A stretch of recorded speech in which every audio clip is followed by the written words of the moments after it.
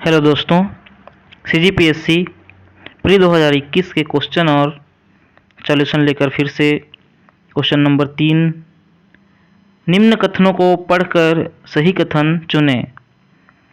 तो क्वेश्चन दिया गया है और इसमें कुछ कथन है, तो चलिए पढ़ते हैं कथन में क्या दिया है।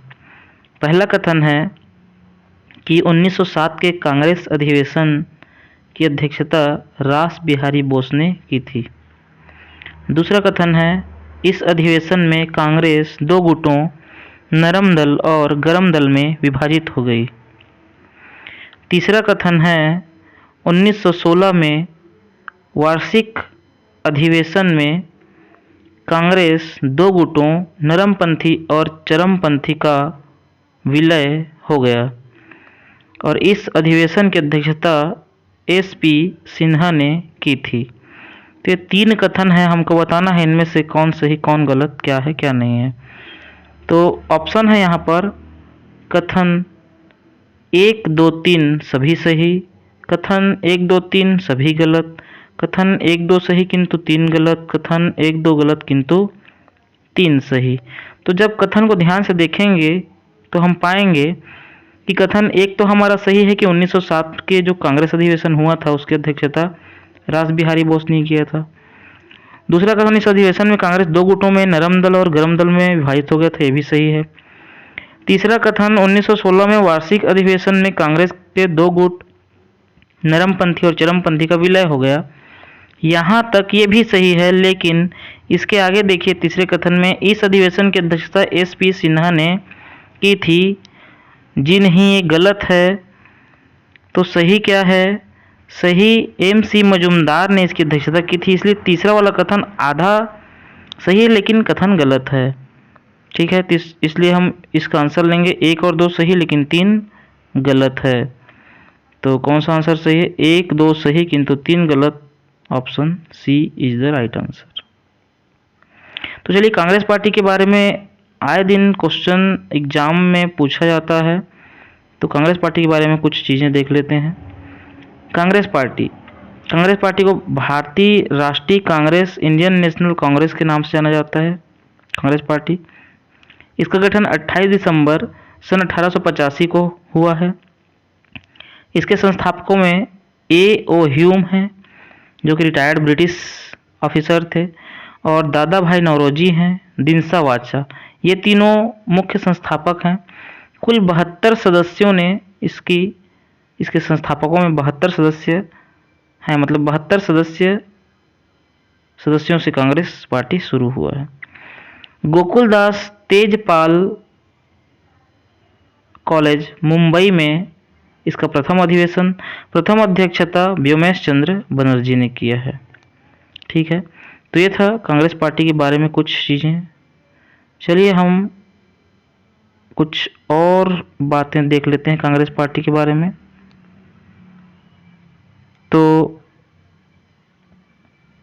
भारतीय राष्ट्रीय कांग्रेस के बारे में कुछ चीज़ें देख लेते हैं। ठीक है, चलिए पहला अधिवेशन की बात करें तो पहला अधिवेशन 1885 बॉम्बे में अभी देखा हमने, WC बनर्जी इसके अध्यक्ष। दूसरा अधिवेशन 1886 में कलकत्ता में आयोजित किया गया, दादा भाई नौरोजी इसके अध्यक्ष थे।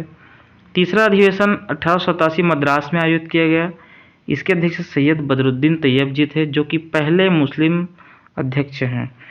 भारतीय राष्ट्रीय कांग्रेस के पहले मुस्लिम अध्यक्ष कौन हैं? सैयद बदरुद्दीन तैयब जी, जिन्होंने तीसरे अधिवेशन की अध्यक्षता मद्रास में किया।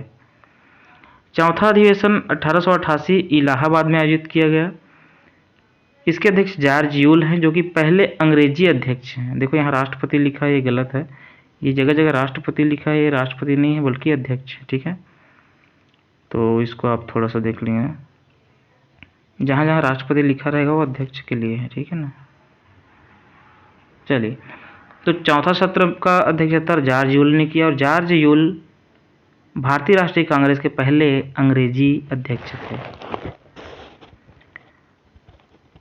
अगला जो सत्र है अधिवेशन कलकत्ता में हुआ, इसके अध्यक्ष रहमतुल्लाह सयानी, और इसी सत्र में राष्ट्रीय गीत वंदे मातरम पहली बार गाया गया, जो कि रविंद्रनाथ टैगोर द्वारा गाया गया। अगला जो अधिवेशन है लखनऊ में अध्यक्ष हैं रोमेश चंद्र दत्त। भू राजस्व स्थायी निर्धारण की मांग, ये उतना जरूरी नहीं है।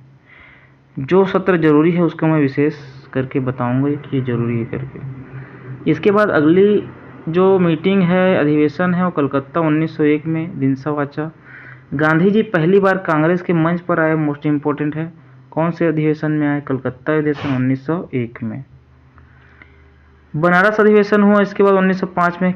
गोपाल कृष्ण गोखले 1905, याद रखना बंगाल विभाजन का समय है। सरकार के खिलाफ स्वदेशी आंदोलन की औपचारिक घोषणा यहाँ पर की जाती है। 1906 में स्वदेशी आंदोलन शुरू होता है। कलकत्ता में अधिवेशन होता है 1906 का। अध्यक्षता दादा भाई नौरोजी करते हैं। 4 प्रस्तावों को अपनाया गया यहाँ पर: स्वराज, बहिष्कार, स्वदेशी और राष्ट्रीय शिक्षा। इसी के तहत जगह जगह स्वदेशी स्कूल खोले गए, राष्ट्रीय विद्यालय स्थापित किए गए। 1907 सूरत अधिवेशन, अध्यक्ष हैं इसके रास बिहारी बोस। कांग्रेस का विभाजन होता है यहाँ पर। यही इस क्वेश्चन में आया हुआ था कि सूरत का जो अधिवेशन 1907 में, इसके अध्यक्ष कौन थे? रास बिहारी बोस। उदारवादी और उग्रवादी, इसी को नरमपंथी चरमपंथी बोलते हैं, और नरम दल और गरम दल की भी संज्ञा दी जाती है। सत्र का स्थगन हो गया। फिर अगला अधिवेशन है इलाहाबाद का अधिवेशन 1910 में। अध्यक्ष हैं sir William Wedderburn. Mohammad Ali Jinnah ने 1909 के अधिनियम द्वारा शुरू की गई पृथक निर्वाचन प्रणाली की निंदा किया यहाँ पर। 1911 में कलकत्ता में अधिवेशन, अध्यक्ष BN धर होते हैं। कांग्रेस अधिवेशन में पहली बार जन गण मन का पाठ किया गया, ये था कलकत्ता का 1911 का अधिवेशन। 1915 में अधिवेशन बम्बई में होता, अध्यक्ष इसके SP सिन्हा। देखिए SP सिन्हा के बारे में क्वेश्चन आया था कि 1916 की अध्यक्षता किया था, गलत। 1915 के मुंबई अधिवेशन की अध्यक्षता किया था इन्होंने। और लखनऊ का अधिवेशन जो 1916 में हुआ था, इसके अध्यक्ष AC मजूमदार थे। यहाँ पर 2 गुट जो कांग्रेस के हो गए थे, नरमपंथी और गरमपंथी, इनके बीच एकता आई थी और मिल गए थे लोग। अगली बात क्या है? राजनीतिक सहमति बनाने के लिए कांग्रेस और मुस्लिम लीग के बीच लखनऊ समझौते पर भी हस्ताक्षर किए गए। 1916 के लखनऊ समझौते, जिसकी अध्यक्षता AC मजूमदार, याद रखना है, मोस्ट इम्पोर्टेंट है। इसके बाद अगला जो अधिवेशन है वो है 1917 का कलकत्ता अधिवेशन। इसके अध्यक्ष हैं एनी बेसेंट। एनी बेसेंट, इस अधिवेशन को याद रखना, 1917 के कलकत्ता अधिवेशन को। कांग्रेस की पहली महिला अध्यक्ष हैं एनी बेसेंट। 1918 का विशेष सत्र मुंबई में हुआ। सैयद हसन इमाम इसके अध्यक्ष हैं। मॉन्टेग्यू चेम्सफोर्ड सुधार योजना पर विचार विमर्श करने के लिए ये विशेष सत्र बुलाया गया था। 1919 का अधिवेशन अमृतसर में होता है, अध्यक्ष इसके मोतीलाल नेहरू हैं। कांग्रेस के खिलाफत आंदोलन का समर्थन किया। 1920 में विशेष सत्र बुलाया जाता है कलकत्ता में। इसके अध्यक्ष लाला लाजपत राय, विशेष याद रखना, लाला लाजपत राय की अध्यक्षता में विशेष सत्र कलकत्ता में 1920। महात्मा गांधी ने असहयोग प्रस्ताव को यहाँ पर पेश किया। 1920 में नागपुर अधिवेशन होता है, इसके अध्यक्ष हैं C विजय राघवाचार्य। तो भाषाई आधार पर कांग्रेस की कार्य समितियों का पुनर्गठन किया गया, ये उतना इम्पोर्टेंट नहीं है। 1922 का गया का अधिवेशन, अध्यक्ष हैं CR दास, चितरंजन दास, ये याद रखना। CR दास और अन्य नेताओं ने कांग्रेस का नाता तोड़ लिया। कांग्रेस से स्वराज पार्टी का गठन, मोस्ट इम्पोर्टेंट, स्वराज पार्टी का गठन 1923 में किसने किया? CR दास ने, और भी इसके सहयोगी थे, इनके सहयोगी। मोस्ट इम्पोर्टेंट ये वाला अधिवेशन है 1924 का बेलगाम अधिवेशन। बेलगाम अधिवेशन के अध्यक्ष मोहनदास करमचंद गांधी यानी कि गांधी जी हैं। एकमात्र अधिवेशन, इसकी अध्यक्षता महात्मा गांधी ने किया। कानपुर अधिवेशन भी उतना ही इम्पोर्टेंट है 1925 का। इसमें सरोजिनी नायडू, जो कि पहली भारत की मतलब भारतीय महिला हैं, पहली भारतीय महिला जो कांग्रेस के अध्यक्ष बनी। 1925 के कानपुर अधिवेशन। मद्रास में अधिवेशन हुआ 1927 में, अध्यक्ष इसके डॉक्टर M.A. अंसारी। चीन, ईरान, मेसोपोटामिया में भारतीय सैनिकों के इस्तेमाल के खिलाफ प्रस्ताव पारित किए गए। यहाँ पर साइमन कमीशन के बहिष्कार के विरुद्ध भी यहाँ पर प्रस्ताव पारित किए गए। पूर्ण स्वराज पर संकल्प को अपनाया गया। उसके बाद 1928 में कलकत्ता का अधिवेशन, अध्यक्ष है मोतीलाल नेहरू। अखिल भारतीय युवा कांग्रेस का गठन किया गया यहाँ पर, ये भी थोड़ा सा इम्पोर्टेंट है। इसके बाद हम आ जाते हैं अब अगला अधिवेशन है लाहौर अधिवेशन, मोस्ट इम्पोर्टेंट है लाहौर अधिवेशन। 1929 का लाहौर अधिवेशन, जवाहरलाल नेहरू इसके अध्यक्ष हैं, मोस्ट इम्पोर्टेंट है, यहाँ से बार बार क्वेश्चन आते हैं। पूर्ण स्वराज पर प्रस्ताव पारित किया गया लाहौर अधिवेशन में। पूर्ण स्वतंत्रता के लिए सविनय अवज्ञा आंदोलन शुरू किया जाएगा, ऐसा इस पर घोषणा की गई। 26 जनवरी को स्वतंत्रता दिवस के रूप में मनाया जाएगा, इसकी भी घोषणा की गई। ये सब हो रहा है लाहौर अधिवेशन, अध्यक्षता कर रहे हैं जवाहरलाल नेहरू जी। 1931 का कराची अधिवेशन, अध्यक्ष हैं वल्लभ भाई पटेल। मौलिक अधिकारों और राष्ट्रीय आर्थिक कार्यक्रम पर संकल्प पारित किया गया। गांधी इरविन समझौते का समर्थन किया गया। यहाँ पर इम्पोर्टेंट है, लंदन में आयोजित होने वाले दूसरे गोलमेज सम्मेलन में गांधी जी को कांग्रेस का प्रतिनिधित्व नामांकित किया गया। तो यहाँ से भी स्पष्ट हो गया कि दूसरे गोलमेज सम्मेलन में केवल एक ही गोलमेज सम्मेलन है जिसमें गांधी जी शामिल हुए हैं, वो हैं दूसरे गोलमेज सम्मेलन। 1934 का अधिवेशन मुंबई में रखा गया, अध्यक्ष हैं इसके राजेंद्र प्रसाद। 1936 लखनऊ का अधिवेशन जवाहरलाल नेहरू ने अध्यक्षता किया। 1937 में फैजपुर का अधिवेशन जवाहरलाल नेहरू ने इसका अध्यक्षता किया। और याद रखना है, ये ऐसा पहला अधिवेशन है जो गांव में हुआ है, फैजपुर अधिवेशन। 1938 मोस्ट इम्पोर्टेंट है, ये मोस्ट इम्पोर्टेंट अधिवेशन है 1938 का अधिवेशन, स्टार मार्क कर लीजिए। हरिपुरा का अधिवेशन, सुभाष चंद्र बोस इसके अध्यक्ष हैं। जवाहरलाल नेहरू के नेतृत्व में राष्ट्रीय योजना समिति का गठन भी किया गया यहाँ पर। 1939 के त्रिपुरी अधिवेशन भी इम्पोर्टेंट है, राजेंद्र प्रसाद इसके अध्यक्ष हैं। यहीं पर सुभाष चंद्र बोस फिर से चुने गए, लेकिन उन्हें इस्तीफा देना पड़ा और उनके स्थान पर राजेंद्र प्रसाद को नियुक्त किया गया। सुभाष चंद्र बोस ने यहीं से फिर अपना फॉरवर्ड ब्लॉक की स्थापना की, गठन किया। 1940 का रामगढ़ अधिवेशन भी याद रखना है आपको। सॉरी, कहाँ चला जाता है। 1940 का रामगढ़ अधिवेशन, अबुल कलाम आज़ाद इसके अध्यक्ष हैं।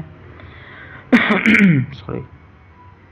1941 से 45 की अवधि भारत छोड़ो आंदोलन, RIN विद्रोह, INA परीक्षण, क्रिप्स मिशन, वेवेल योजना, कैबिनेट मिशन इत्यादि संवैधानिक वार्ताओं का चरण रहता है ये, और इस दौरान कोई भी अधिवेशन नहीं होता है। 1946 में मेरठ का अधिवेशन होता है, JB कृपलानी इसके अध्यक्ष हैं। और JB कृपलानी के बारे में मोस्ट इम्पोर्टेंट याद रखना है आपको कि JB कृपलानी स्वतंत्रता से पहले और स्वतंत्र भारत के भी पहले अध्यक्ष और स्वतंत्रता से पहले अंतिम अध्यक्ष हैं, ठीक है। आज़ादी से पहले का आखिरी अधिवेशन के अध्यक्ष JB कृपलानी हैं। और JB कृपलानी स्वतंत्रता के समय भी कांग्रेस के अध्यक्ष रहे थे, ये भी याद रखना है। तो ये था इस वीडियो में, बस इतना ही। Thank you. अगले वीडियो में जल्द ही मिलते हैं, बने रहिए।